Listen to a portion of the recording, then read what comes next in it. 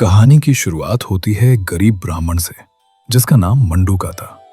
वो बेचारा बड़ा दुखी रहता था क्योंकि दुनिया उसे पूरी तरह नजरअंदाज करती थी।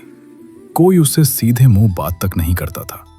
उसका दुख तब और गहरा हो जाता जब उसके अपने पिता उसे ताना मारते हुए कहते, तुम तो बस कुएं के मेंढक की तरह सुस्त हो।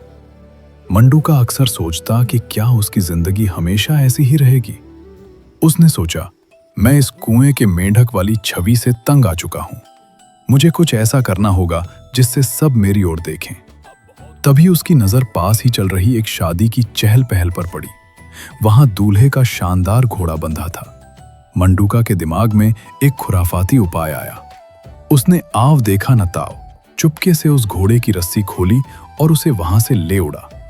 अगली सुबह होते ही सौदागर के घर में कोहराम मच गया। मालिक, दूल्हे का घोड़ा गायब है। नौकर बदहवास होकर चिल्लाया। शादी वाले घर में मातम छा गया। घोड़ा बिना किसी निशान के गायब हो चुका था। तभी किसी ने सलाह दी, हमें किसी ज्ञानी ज्योतिषी की मदद लेनी चाहिए। शायद वो बता सके कि घोड़ा कहाँ है। और संयोग से उन्होंने उसी मंडूका को बुलाने का फैसला किया जिसकी पत्नी ने उसका नाम सुझाया था। मंडूका का प्लान काम कर रहा था। वो सौदागर के घर ऐसे पहुंचा जैसे कोई बहुत बड़ा विद्वान हो। उसकी खूब खातिरदारी हुई। उसने बड़े आत्मविश्वास से कहा, मुझे कुछ पल दो, मैं अपनी गणना करके अभी बताता हूं। उसने नाटकीय ढंग से अपने चार्ट और पोथियां खोली और गंभीर होने का ढोंग करते हुए बोला, सितारे बताते हैं कि घोड़ा कहीं दूर नहीं है। वो नदी के पास खड़ा है। जल्दी जाओ वरना उसे खतरा हो सकता है। सौदागर के नौकर तुरंत नदी की ओर दौड़े और उन्हें अपनी आंखों पर विश्वास नहीं हुआ। घोड़ा वहीं था।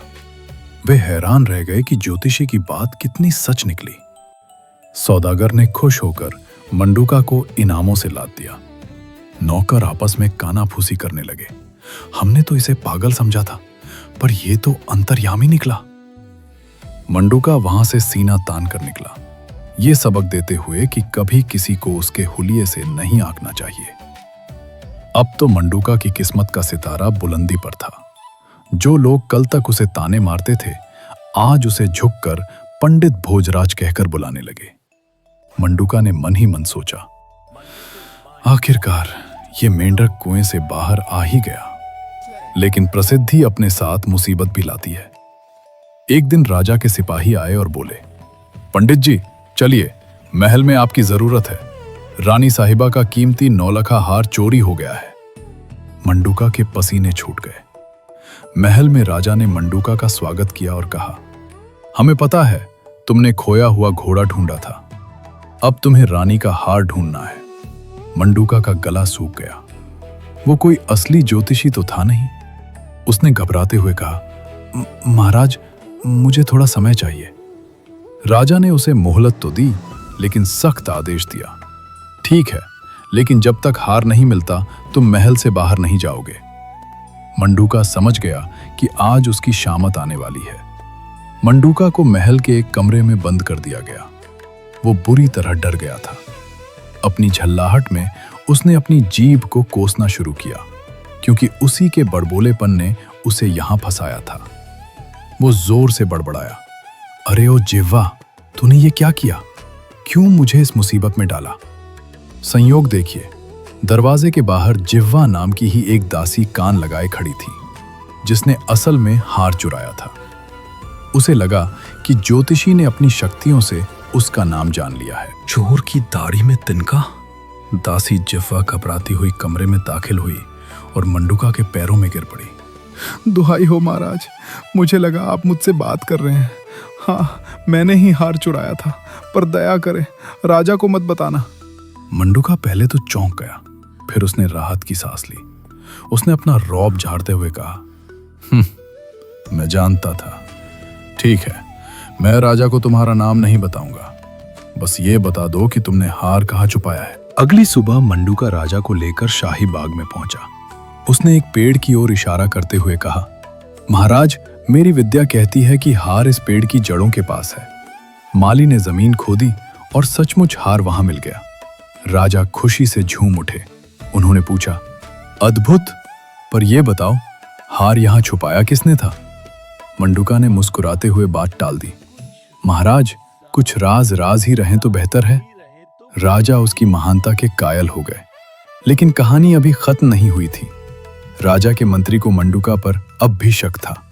उसने राजा के कान भरे। महाराज, ये आदमी बहुत चालाक लगता है। अगर ये इतना ही बड़ा ज्ञानी है तो इसने चोर का नाम क्यों नहीं बताया?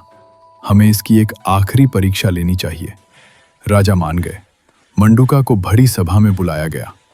राजा ने एक बंद मर्तबान की ओर इशारा करते हुए पूछा, पंडित जी, अपनी दिव्य दृष्टि से देखिए और बताइए, इस जार के अंदर क्या है? मंडूका का दिल बैठ गया। उसने सोचा, अब तो मेरा खेल खत्म। मैंने सबको बहुत मूर्ख बनाया, पर अब मैं पकड़ा गया। उसे लगा राजा उसे मृत्यु दंड देंगे। हताशा में उसने अपनी आंखें बंद की और अपने पिता के ताने को याद करते हुए बुदबुदाया, हे मंडूका, तू कुएं में ही भला था। तभी राजा हैरानी से चिल्लाए, अद्भुत! मान गए पंडित जी। नौकर ने जार खोला और उसमें से एक मेंढक फुदक कर बाहर आया। संस्कृत में मेंढक को मंडूका कहते हैं। मंडूका ने अपनी मौत को पुकारा था, पर राजा ने समझा उसने जार के अंदर छिपे मेंढक को पहचाना है।